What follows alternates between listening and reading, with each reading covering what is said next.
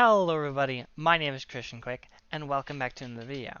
Now, in our last video we talked about block states, and we made a block folder, and our block points to a model that is going to our models folder, and in our models folder this is completely blank. So, let's try and bring up a summary. So we got a bunch of blocks that we could do. If I look up a diamond block and I go, actually, let's close out of this.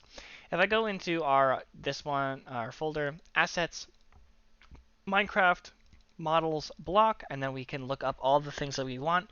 If I want something that calls for it to be on all sides, I can look up diamond block, and it's going to say textures all. We'll Control C and Control V this.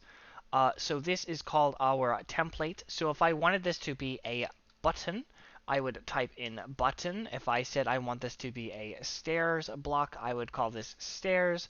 Just take a look at every time you look at a reference that you look up what it is that you're doing.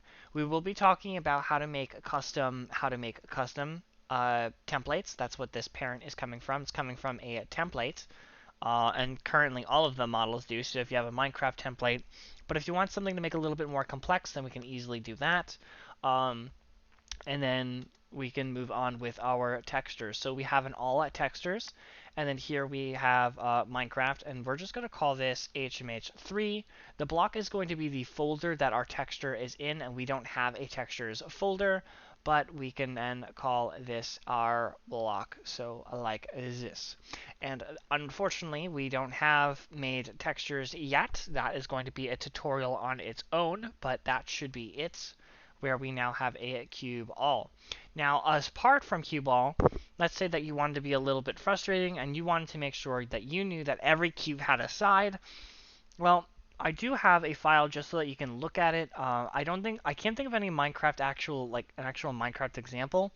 So I do have my end crystal block from the mod that I have, in which the textures have a down, up, north, south, east, west, and then their particle. If particle is just an extra if you want to produce a different one.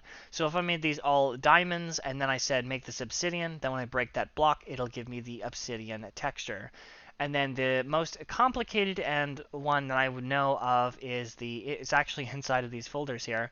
If you look up beacon templates, or even just the beacon folder, it's a multi-cubed texture where it says from here to here is what's called the glass shell.